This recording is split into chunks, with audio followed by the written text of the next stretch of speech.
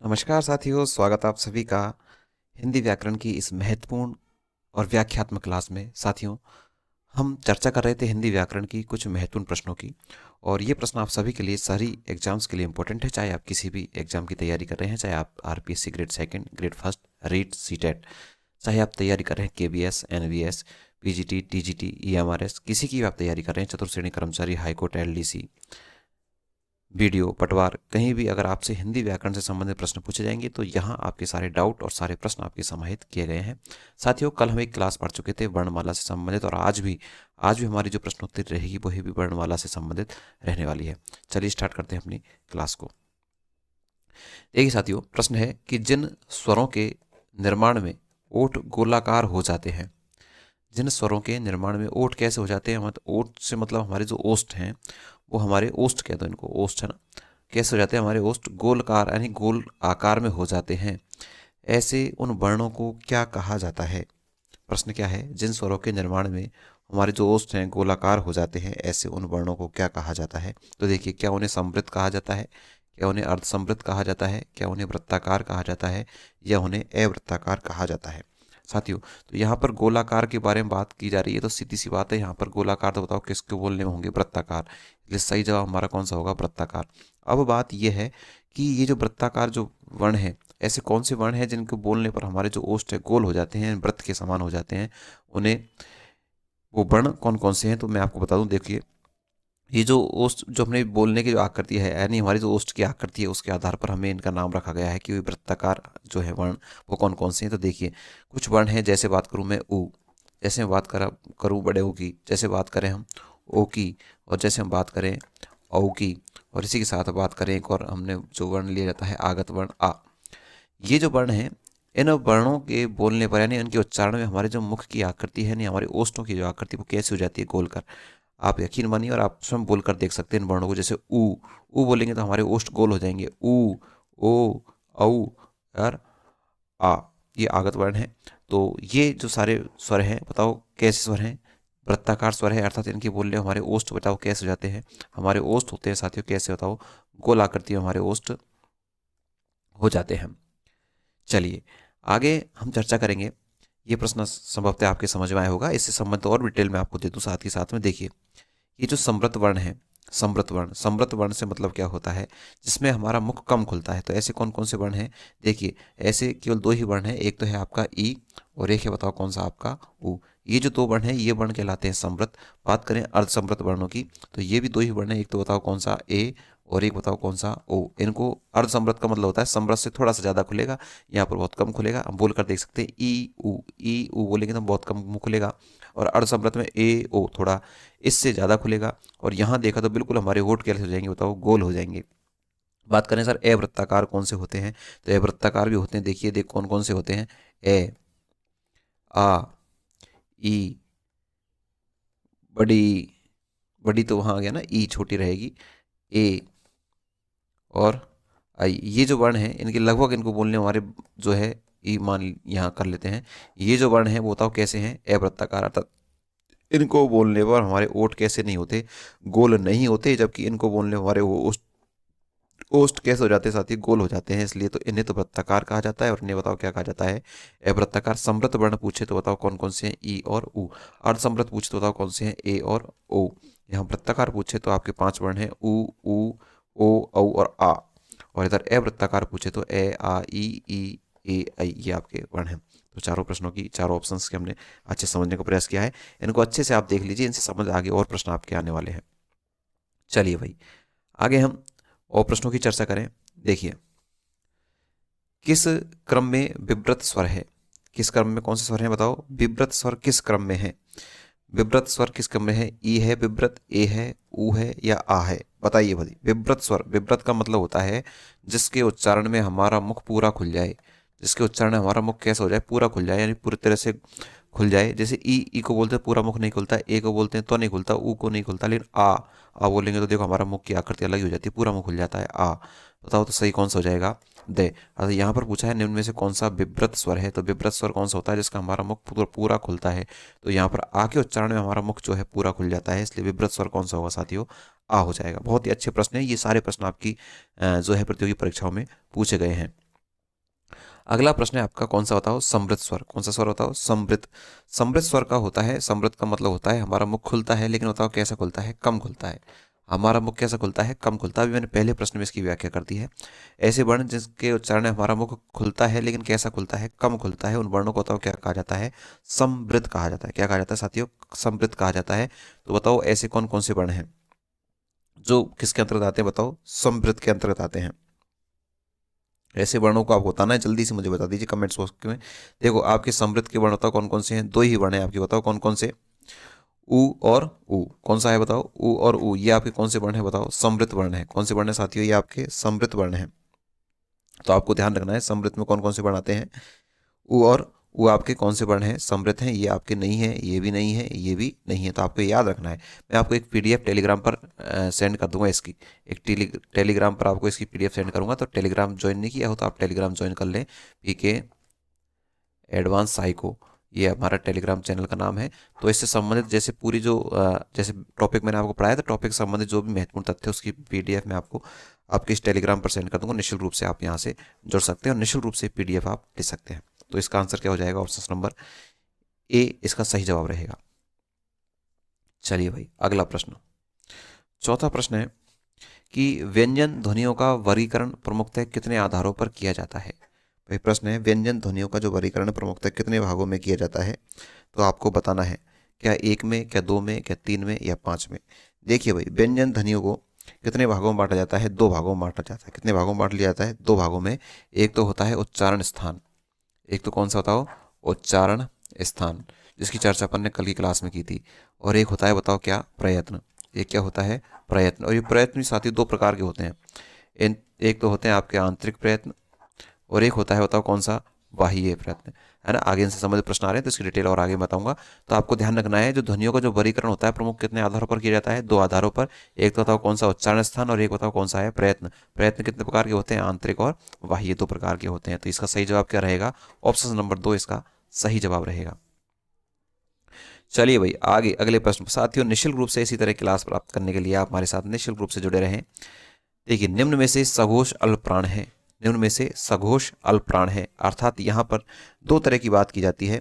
एक तो वर्ण होते हैं आपके कौन से, जिसको अपन कहते हैं घोष कह दो चाहे सघोष कह दो, एक ही बात है। घोष कह दो या फिर क्या कह दो बताओ, सघोष। और एक होता है आपके कौन से वर्ण बताओ, अघोष वर्ण। एक कौन से होते हैं, अघोष। यहाँ पर सघोष या सघोष या घोष का मतलब है कि जिन वर्णों के उच्चारण में हमारे मुख से नाद या कंपन या गूंज उत्पन्न हो, गूंज उत्पन्न हो, जिन वर्णों के उच्चारण में हमारे मुख से गूंज उत्पन्न हो, ऐसे उन वर्णों को बताओ क्या कहते हैं, घोष या सघोष वर्ण कहते हैं। और जिनके उच्चारण में गूंज उत्पन्न नहीं हो उन्हें बताओ क्या कहते हैं, अघोष वर्ण कहते हैं। अब ये जो घोष है और अघोष है ये कौन कौन से वर्ण होते हैं, तो साथ ही मैं आपको बताऊं, जो आपके घोष या सघोष जो वर्ण है, कौन से, घोष या जो सघोष जो आपके वर्ण हैं वो कौन कौन से हैं। देखिए आपके प्रत्येक वर्ण का, प्रत्येक वर्ग का तीसरा, चौथा और पांचवा, प्रत्येक वर्ग का कौन कौन से वर्ण, तीसरा, चौथा, पांचवा। और बताओ क्या आपके अंतस्थ, अंतस्थ कौन से हैं ये आपको पता है, अंतस्थ कौन से हैं ये आपको पता ही है। इसके अलावा और कौन से वर्ण हैं अंतस्थ के अलावा, और हैं आपके सारे, अंतस्थ के अलावा एक है स्वर, एक है, और ये बताओ क्या है, सारे के सारे स्वर आपके इसके अंतर्गत आ जाते हैं। तो आपको ये ध्यान रखना है, घोष के वर्ण के अंतर्गत कितने वर्ण आते हैं, एक वर्ग का तीसरा, वर्ग का तीसरा, वर्ग का चौथा, वर्ग का पांचवा, अंतस्थ है और स्वर। एक वर्ण की गिनती करके देखें, देखो प्रत्येक वर्ग में से तीन तीन वर्ण लेंगे तो कितने वर्ण हो जाएंगे, 15 हो जाएंगे। कितने हो जाएंगे, 15 हो गए। चार आपके क्या हो गए बताओ, अंतस्थ हो गया। एक आपका ये हो गया, और 11 क्या हो गए बताओ, स्वर हो गए। तो सीधी सी बात है, देखो यहाँ पर बात करें 15 और 4 19 और 1 20 और 11 31, अर्थात घोष और या सघोष वर्णों की संख्या कितनी होती है बताओ, 31 होती है। कितनी होती है साथियों, 31 होती है। आपकी ये समझ में नहीं आ रहा होगा सर वर्ग के तीसरे चौथे पांचवें कौन से वर्ण हैं, तो जैसे पहली लाइन है के वर्ग, के वर्ग, के वर्ग में हम लिखते हैं के, खे, गे, घे, होंगे। तो इसका जो तीसरा वर्ण है ना ये ऐसे है ना, इसका चौथा वर्ण कौन सा है, ये वाला।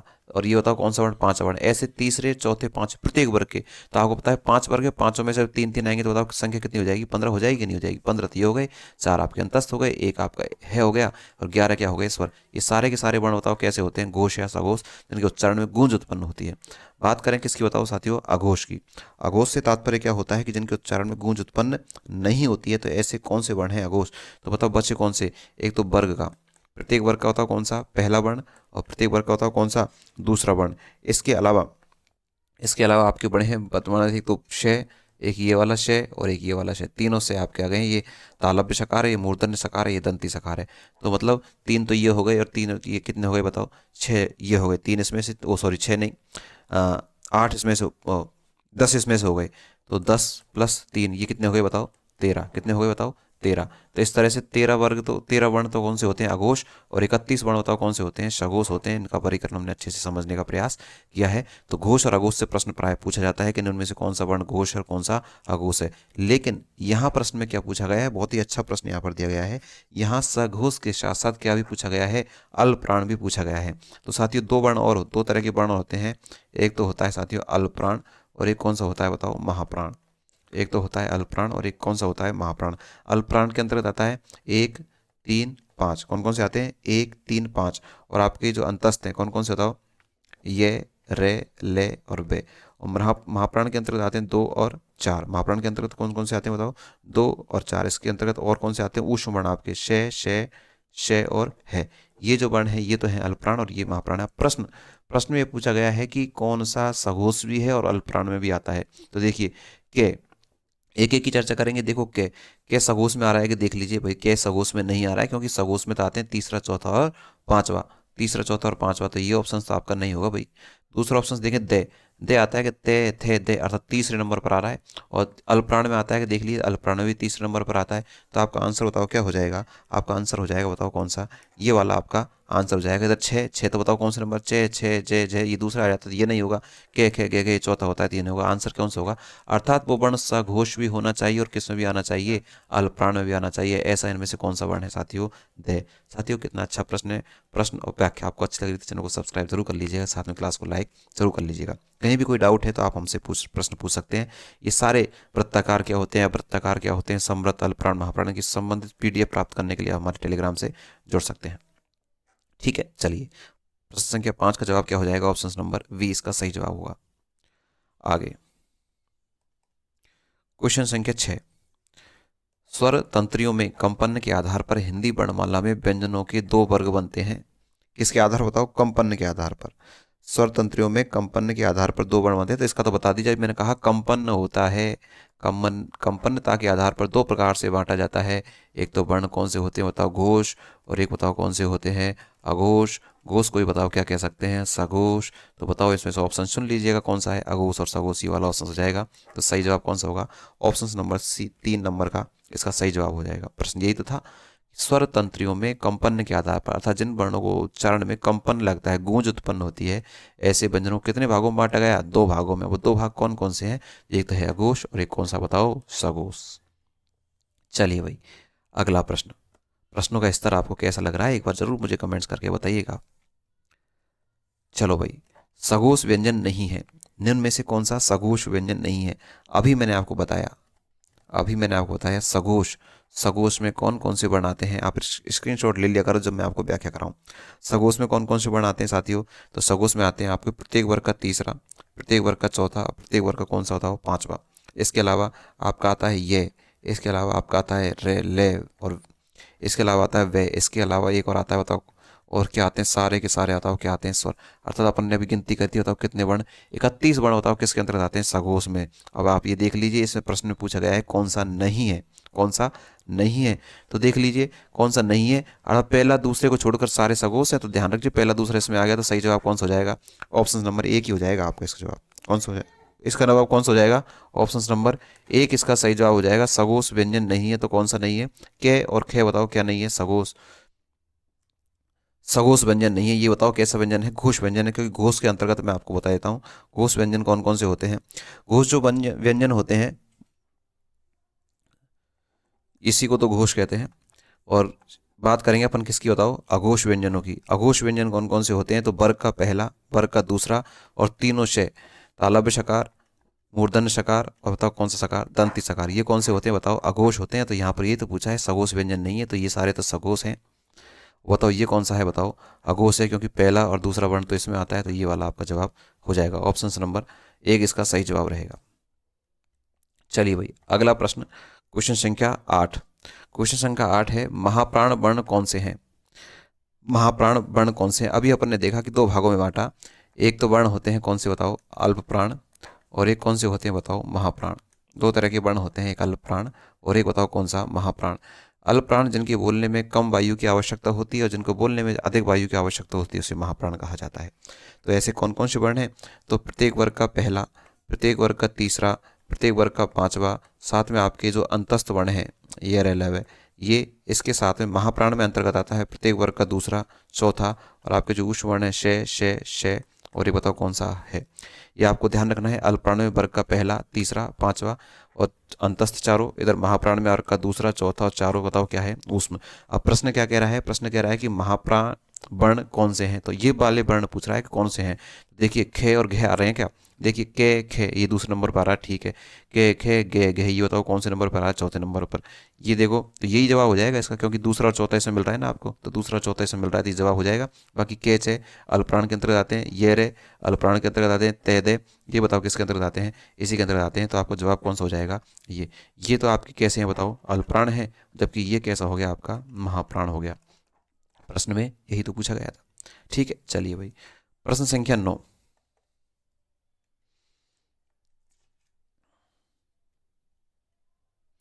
प्रश्न संख्या 9 कहता है कि किस क्रमांक में सघोष व्यंजन है, किस क्रमांक में सघोष व्यंजन है। अभी हमने बात की है प्रश्न पत्रों में, तो इसका जवाब तो आपको कमेंट्स बॉक्स में देना है, सभी को कमेंट्स बॉक्स में आपको देना है इसका जवाब, क्योंकि 3 बार मैं इस प्रश्न को बता चुका हूं, इसमें हम बिल्कुल समय खराब नहीं करेंगे। आपको जल्दी से जिसके भी समझ में आ गया है वो कमेंट्स बॉक्स में इसका जवाब दे दीजिए कि सघोष व्यंजन कौन कौन से होते हैं और इसमें से इसका आंसर क्या होगा, जल्दी से आप कमेंट्स करेंगे। ठीक है, चलिए भाई अगला प्रश्न, 10वां प्रश्न, किस क्रमांक में अघोष व्यंजन है, किस क्रमांक में अघोष व्यंजन है। तो अघोष को तो आपको पता है, अघोष में कौन कौन से आते हैं, वर्ग का पहला आता है, वर्ग का दूसरा आता है, और बताओ तीनों क्या आते हैं, शय आते हैं, है ना। तो इसमें से देख लीजिए, पूछा है अघोष व्यंजन है, तो ते थे, ते और थे सही है, पहला और दूसरा ही है, ठीक है, ये हो जाएगा इसका आंसर।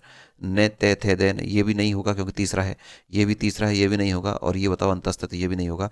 ये जो वर्ण है तो देख लीजिए, बताओ ते और थे, क्योंकि पहली लाइन में दंत वाली बात ते थे, दे धे ने, तो पहला और दूसरा इसमें आता है ना, पहला दूसरा यहाँ दे रखा है, तो इसका सही जवाब कौन सा हो जाएगा, ऑप्शन नंबर 1 इसका बिल्कुल सही जवाब हो जाएगा।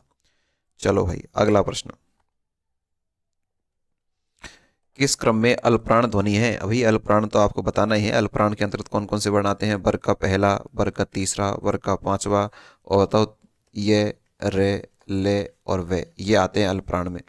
तो आपको बताना है इनमें से कौन सी ध्वनि अल्पप्राण से संबंधित है। तो बताइए पे फे, तो ये तो होगा नहीं क्योंकि दूसरा वर्ण आ गया इसमें। टे ठे, तो ये भी नहीं होगा, दूसरा वर्ण आ गया। के ये हो सकता है, और ले हो सकता है। बिल्कुल सही जवाब कौन सा होगा, देखो ये वर्ग का पहला वर्ण आ गया के, और बताओ ले इसमें आ रहा है तो इसमें भी आ रहा है, तो ये हो गया आपका सही जवाब कौन सा हो जाएगा, ऑप्शन नंबर सी। एक बार आप इनको अच्छे से देख लेंगे तो आपको कहीं समस्या नहीं आएगी। एक बार अच्छे से आप, मैं जो PDF सेंड करूंगा उसको आप अच्छे से देखेंगे तो आपको समस्या नहीं आएगी। इसलिए आप टेलीग्राम ग्रुप को ज्वाइन कर लीजिए, इसी चैनल के नाम से टेलीग्राम ग्रुप आप ज्वाइन कर सकते हैं। चलो भाई अगला प्रश्न, 13वां प्रश्न है कि निम्न में से अल्पप्राण वर्ण कौन सा है। निम्न में से कौन सा वर्ण बताओ, अल्पप्राण वर्ण कौन सा है। अल्पप्राण अभी तो बताया मैंने आपको भाई, अल्पप्राण 1 3 5, 1 3 5, और बताओ ये रे ले और वे, तो बताओ कौन सा है। के और गे अभी देखा है, शायद प्रश्न रिपीट हो गया क्या। ये पहला वर्ण है और ये कौन सा वर्ण है बताओ, तीसरा वर्ण है, ठीक है, बाकी तो कोई सा है ही नहीं। ठीक है,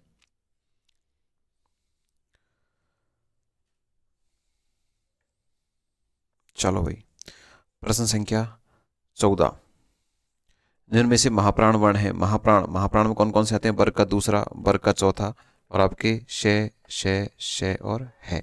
देखिए भाई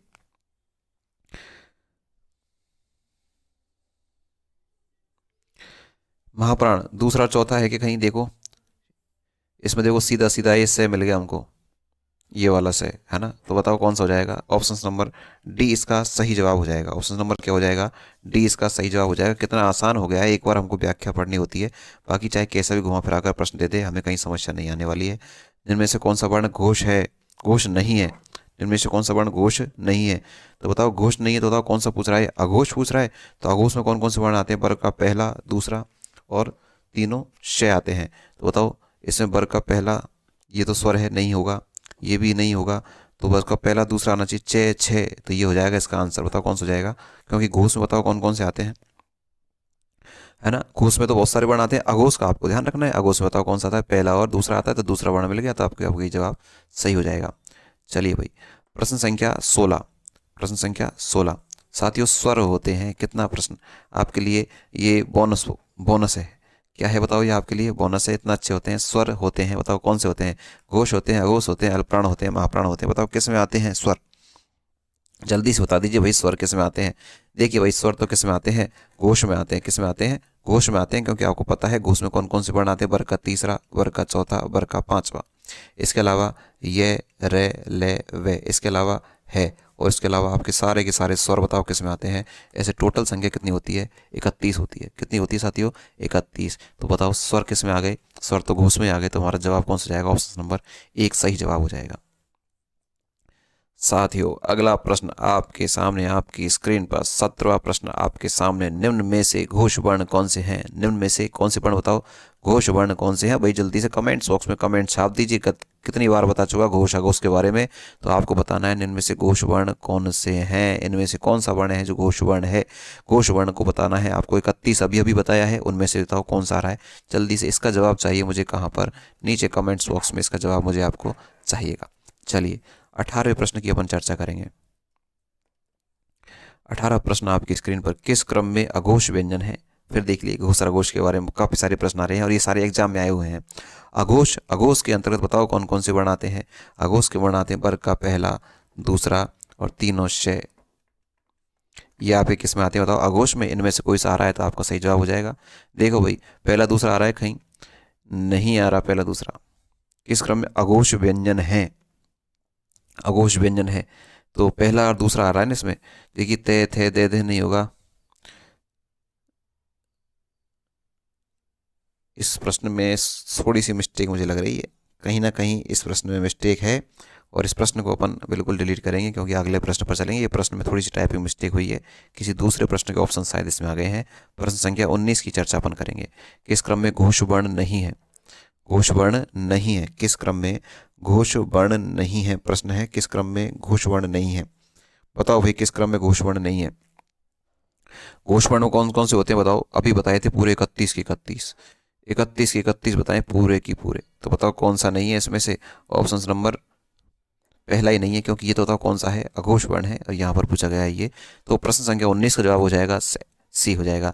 क्योंकि देखिए इसमें बताओ कौन कौन से जाते हैं, वर्ग का तीसरा, चौथा, पांच आता है, तो ये नहीं होगा, ये नहीं होगा और ये नहीं होगा, क्योंकि अंतस्थ इसमें आते हैं। जबकि अघोष में कौन से आते हैं, पहला और दूसरा और तीनों शय, तो ये पहला ही वर्ण आ गया टे, तो इसका जवाब कौन सा हो जाएगा, ऑप्शन नंबर सी इसका जवाब हो जाएगा।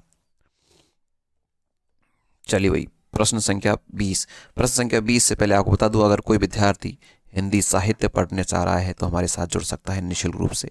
कोई विद्यार्थी पढ़ रहा है शिक्षा मनोविज्ञान, तो निःशुल्क रूप से सारी क्लासेज यहाँ चल रही हैं। कोई विद्यार्थी पढ़ना चाह रहा है शिक्षण विधियाँ संपूर्ण निःशुल्क रूप से, तो वो क्लास सारी निःशुल्क रूप से यहाँ डली हुई है। और हिंदी व्याकरण की क्लास तो हमारी रेगुलर चल ही रही है। चारों में से अगर कोई विषय आप पढ़ना चाह रहे हैं तो आप हमारे साथ निःशुल्क रूप से चैनल को सब्सक्राइब करके जुड़ सकते हैं, अपने मित्रों को शेयर कर सकते हैं। आज का अंतिम प्रश्न, निम्न में से वर्ष वर्ण है, निम्न में से वर्ष वर्ण है, वर्ष वर्ण कौन सा है, बता दीजिए आप जल्दी से। क्या वे है, क्या डे है, क्या डे है, क्या ले है। ये प्रश्न आपके लिए, आपको इस प्रश्न का जवाब देना है। और अगली जो हमारी कल की क्लास होगी उसमें सबसे पहले इसी प्रश्न को लिया जाएगा और इसी प्रश्न की व्याख्या की जाएगी। तो आपको देखना है वर्ष वर्ण कौन कौन से होते हैं, उसके आधार पर आपको जवाब देना है। साथ ही क्लास कैसी लगी आपको नीचे कमेंट्स बॉक्स में जरूर आपको अपने जो विचार है वो नीचे देने हैं। आप सभी ने इस क्लास को देखा, आप सभी के लिए बहुत बहुत धन्यवाद। Thank you.